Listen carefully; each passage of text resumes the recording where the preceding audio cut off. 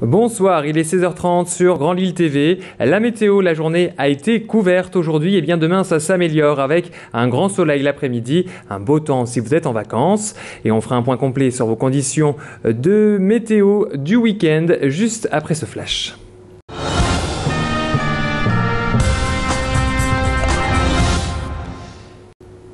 Justice du nouveau dans le procès de Francis Évrard devant la cour d'assises de Douai. L'avocat de la famille Denis compte attaquer l'État. À l'issue du procès, maître Emmanuel Rigler a annoncé qu'il avait l'intention de poursuivre l'État pour ce qu'il appelle une carence de service. Pour l'avocat, l'État n'a pas pris suffisamment de précautions dans cette affaire, notamment dans le suivi judiciaire de Francis Évrard à sa sortie de prison de Caen. Francis Évrard est accusé d'avoir enlevé, séquestré et violé le petit Denis, âgé alors de 5 ans, le 15 août 2007.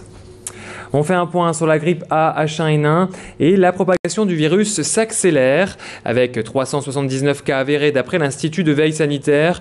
Le Nord-Pas-de-Calais fait partie des régions les plus touchées. Une progression observée par les urgentistes et les médecins généralistes. Pour l'instant, il ne s'agit que de la grippe H1N1 et pas de la grippe saisonnière qui est moins virulente. Les moins de 18 ans sont les plus touchés. On écoute ce médecin urgentiste à l'hôpital Saint-Vincent-de-Paul de Lille au micro de Frédéric Regnault.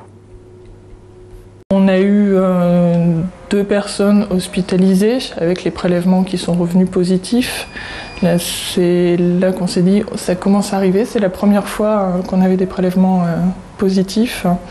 Donc chez une femme enceinte et chez un jeune homme qui vont bien par ailleurs, qui sont rentrés depuis chez eux. En France, on recense 810 000 consultations en cette semaine pour des symptômes grippaux. La campagne de vaccination a déjà commencé pour le personnel de santé et le 12 novembre prochain, chaque Français pourra à son tour se faire vacciner. Priorité aux femmes enceintes, aux nourrissons de moins de 6 mois et aux malades chroniques. Depuis le démantèlement de la jungle de Calais début octobre, on parle beaucoup des Afghans en situation irrégulière et de leur retour par charter. Ce matin, la CIMAD, seule association présente dans les centres de rétention, a publié ce rapport annuel. La CIMAD dénonce l'augmentation des violences dans les centres de rétention et leur coût pour les contribuables. Selon l'association, l'État aurait dépensé 270 millions d'euros en 2008 pour sa gestion des sans-papiers. On écoute le président de la CIMAD du Nord-Pas-de-Calais au micro d'Émilie Plantard. Ce qu'on souhaite, c'est effectivement que d'une part, les gens qui viennent par exemple en France pour demander le droit d'asile, ils puissent effectivement le demander dans des bonnes conditions. Qu'on n'attende pas par exemple 3-4 ans pour au bout du compte leur dire bah non, vous n'y avez pas droit dehors.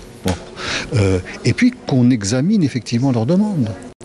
Selon la CIMAD, 32 000 migrants auraient été placés en centre de rétention en 2008, dont 13 500 qui auraient été reconduits hors de France.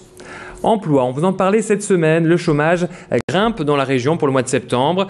Eh bien aujourd'hui, le 13e forum des métiers s'est tenu à M. Plus de 120 stands proposaient des centaines d'offres.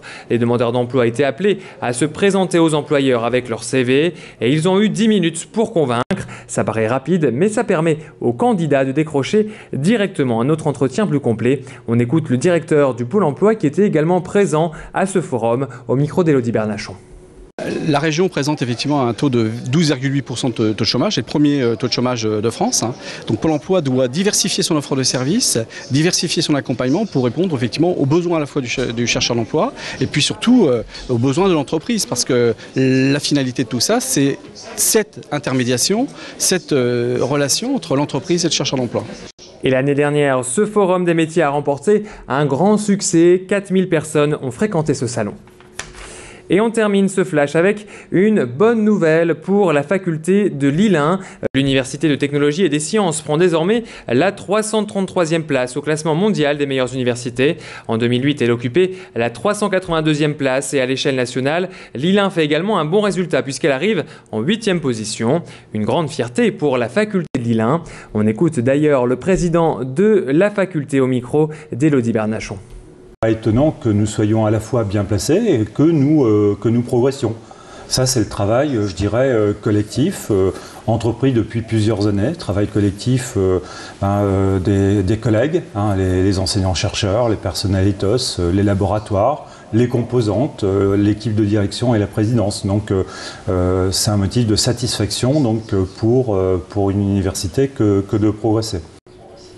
Et on termine ce flash avec une dernière information. 9 distributeurs assignés en justice par l'État. Des enseignes de la grande distribution seraient visées, mais n'ont pas encore été divulguées. On parlerait d'Auchan, de Carrefour, Leclerc, Casino Cora ou Système U. Ces enseignes seraient suivies devant les tribunaux de commerce pour pratiques abusives avec leurs fournisseurs.